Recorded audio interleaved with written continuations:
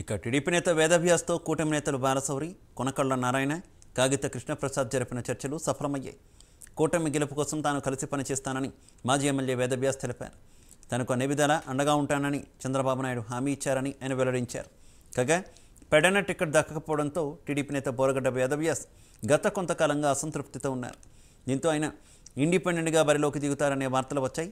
దీంతో వేదవ్యాస్ నివాసానికి వెళ్లిన కూటమి నేతలు ఆయనతో చర్చలు జరిపారు. సుమారు గంటకు పైగా జరిగిన ఈ సమావేశంలో వేదవ్యాస్ మనసు మార్చుకున్నారు.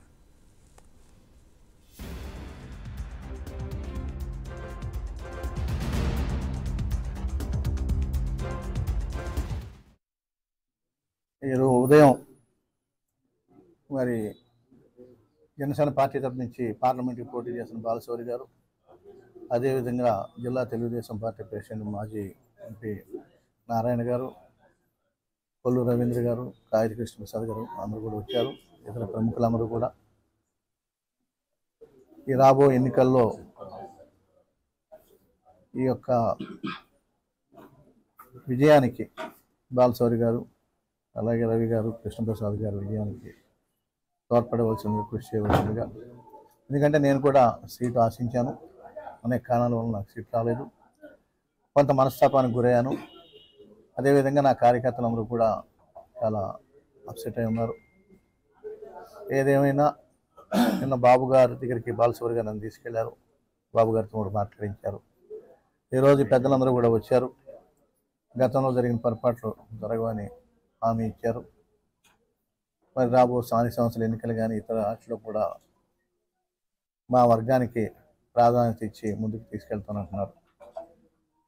అదేవిధంగా మరి ఏదైతే బాబు గారు ఈ పెద్దలంతా ఇచ్చినటువంటి హామీని రేపు సాయంత్రం 4 గంటల పెడల్లో జరిగిన ఆత్మీయ సమావేశంలో నా కార్యకర్తలందరికీ కూడా వివరించి 17వ తారీఖున మరి బాబు గారు, చంద్రబాబు నాయుడు గారు, పవన్ కళ్యాణ్ గారి బందరు పెడన పర్యటనని విజయవంతం చేయడానికి మరి ఆత్మీయులందరితో కూడా చర్చించి సహకరించి తప్పకుండా ఈ ఎన్నికల్లో కూటమి విజయానికి కృషి చేస్తాను. సరే, ఈ ఎన్నికల్లో ఇద్దరు సీట్లు ఆశించారు కాబట్టి అది ఒక్కళ్ళకే రావటం జరిగింది. సో రెండో వాళ్ళకి ఏదో ఒక రకంగా పార్టీ న్యాయం చేయాలి. సో ఆ విషయంలో చంద్రబాబు నాయుడు గారు కూడా అండగా ఉంటానని చెప్పారు నిన్న. అదే రకంగా స్థానికంగా ఉన్నటువంటి తెలుగుదేశం నాయకులు, జిల్లా ప్రెసిడెంట్ గారు, కొనకళ్ళ నారాయణ గారు, అలాగే రవీంద్ర గారు, స్థానిక శాసనసభకి పోటీ చేస్తున్నటువంటి కృష్ణప్రసాద్ గారు, అందరం కూడా బొల్లయ్య గారు అందరం కలిసి మాట్లాడాం. సో వ్యాస్ గారి బాధని డెఫినెట్గా అర్థం చేసుకోగలుగుతాం. సో ఆయనకి దక్కాల్సినటువంటి బేసిక్గా గౌరవం కూడా తనకి ఇవ్వలేదనేది.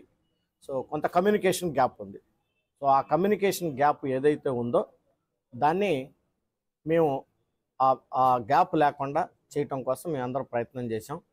సో కృష్ణప్రసాద్ గారు కూడా తను జరిగినవన్నీ కూడా మర్చిపోయి కలిసి పనిచేద్దామన్నా అని చెప్పేసి వ్యాస్ గారిని రిక్వెస్ట్ చేశారు.